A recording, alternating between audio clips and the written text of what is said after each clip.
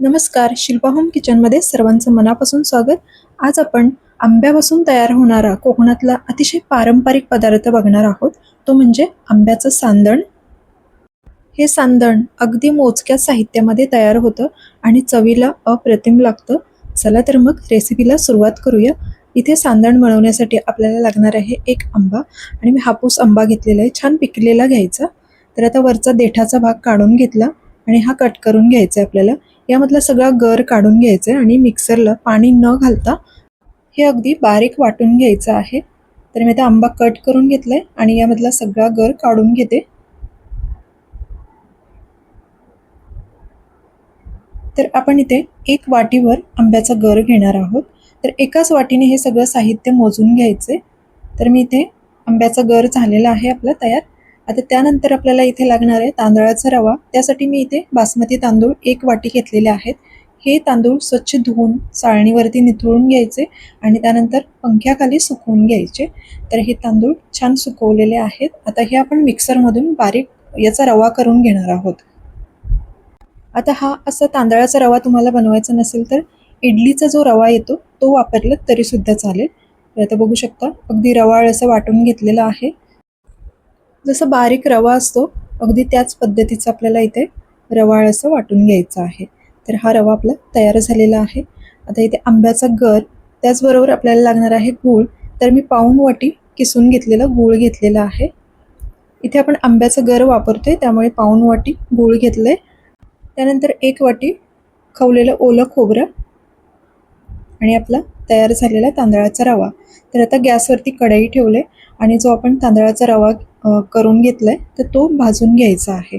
तर याच्यामध्ये तूप न घालता सुरुवातीला हा कोरडाच तांदळाचा रवा छान भाजून घ्यायचा आहे. हलकासा गुलाबी रंग होईपर्यंत आपल्याला हा रवा भाजून घ्यायचा आहे.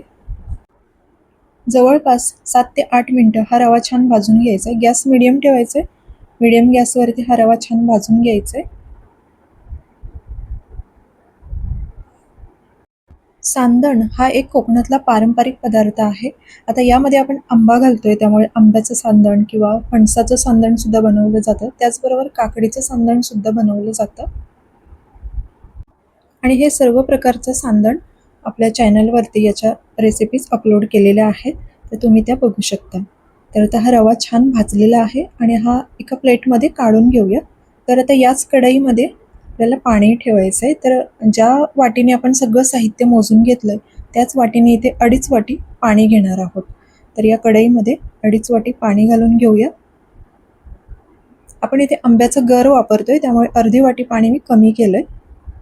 जर का आंब्याचा गर वापरत नसेल तर 1 वाटीला 3 वाटी पाणी आपण घेऊ शकतो. तर इथे 2.5 वाटी पाणी घेतलंय. आता यामध्ये आपण 1 ते 2 चमचे तूप घालून घ्यायचंय. पाण्याला छान उकळी आले. आता यामध्ये मी 2 चमचे तूप घालून घेतले.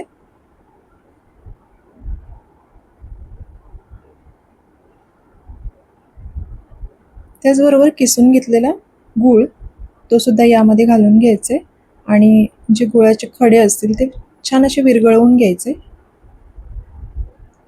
एखाद्या चमच्याने मिक्स करून घ्यायचे. आता यामध्ये थोडंसं मीठ घालायचे. जरी गोड पदार्थ बनवत असलो तरी थोडंसं मीठ वापरायचं, त्यामुळे पदार्थाची चव अजून वाढते. आता हे सगळं व्यवस्थित ढवळून घ्यायचे म्हणजे गूळ पाण्यामध्ये पूर्ण विरघळेल. तर आता हे झालेलं आहे. यामध्ये आंब्याचा गर घालून घ्यायचे. तयार केलेला आंब्याचा गर यामध्ये घालून घेते.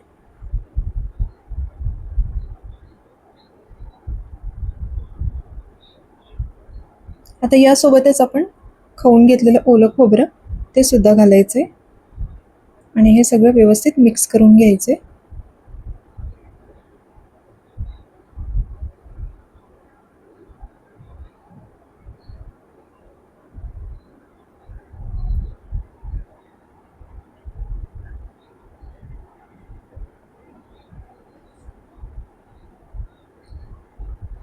आता हे छान मिक्स झालेलं आहे. यानंतर मी पाव चमचा वेलची पावडर घातलेली आहे. यामुळे पदार्थाला सुगंध खूप छान येतो. आणि थोडेसे काजूचे तुकडे घातलेले आहेत. 5 ते 6 काजू मी बारीक तुकडे करून घेतले ते यामध्ये घालून घेतले आणि आता व्यवस्थित असं मिक्स करून घ्यायचे.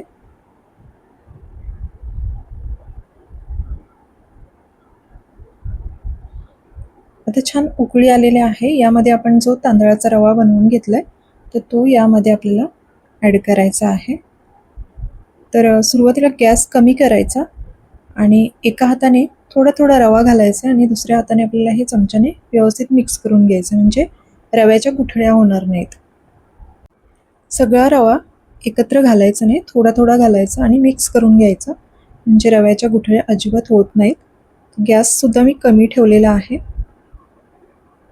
आणि अशा पद्धतीने हा सगळा रवा यामध्ये ॲड करून घ्यायचे.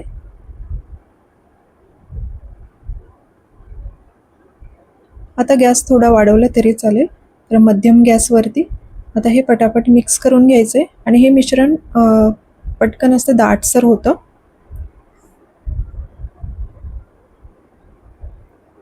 तर तांदळाचा रवा आपण आधीच भाजून घेतलेला आहे, त्यामुळे शिजायला जास्त वेळ लागत नाही.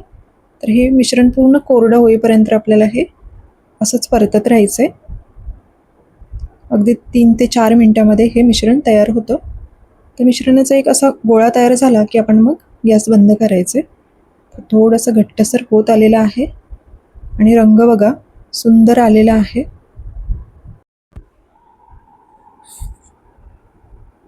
आता छान परतून झालेलं आहे. यामध्ये तुम्हाला वाटलं तर अजून एखादा चमचा तूप ॲड करू शकता. मी सुद्धा इथे 1 चमचा तूप ॲड केलेला आहे आणि पुन्हा एकदा 2 मिनिटासाठी परतून घेतलं. तर मिश्रण आपलं तयार झालेलं आहे. ते सेट करण्यासाठी आपल्याला इथे एक भांडं लागणार आहे. तर इथे मी केक टिन वापरलेला आहे. याऐवजी तुम्ही कोणताही डब्बा वापरला तरी चालेल. तर आता इथे मी जवळपास अर्धा चमचा तूप घेतलं आहे आणि ते व्यवस्थित लावून घेतलेलं आहे,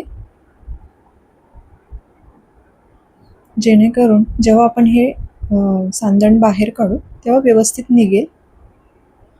आणि आता गॅस बंद केलेला आहे. बघू शकता मिश्रण आधीपेक्षा अजून थोडंसं दाटसर झालेलं आहे.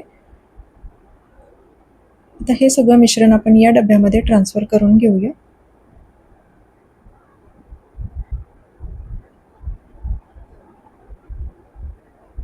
तर हे सगळं मिश्रण मी यामध्ये काढून घेतलं आणि चमच्याच्या साहाय्याने वरून असं व्यवस्थित प्रेस करून घ्यायचं, एकसारखं असं थापून घ्यायचं आहे.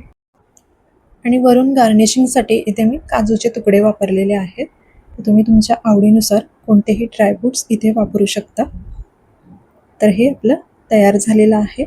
आता हे आपल्याला जसं आपण केक बेक करतो त्याच पद्धतीने इथे मी एक कढई ठेवली आणि त्यामध्ये हे भांडं ठेवून द्यायचं, वरती झाकण ठेवायचं आणि हे साधारण 20 ते 25 मिनटं असंच मध्यम गॅसवरती बेक करून घ्यायचे.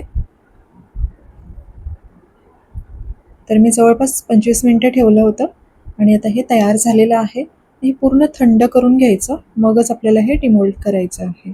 तर पूर्ण थंड झालेलं आहे. सुरीच्या साहाय्याने साईडनी कडा मोकळ्या करून घेतल्या आणि आता हे मी एका प्लेटमध्ये काढून घेतलेलं आहे. तर छान असं हे सांडण आपलं तयार झालेलं आहे. तुम्ही सुद्धा नक्की ट्राय करून बघा, खूप छान लागतं.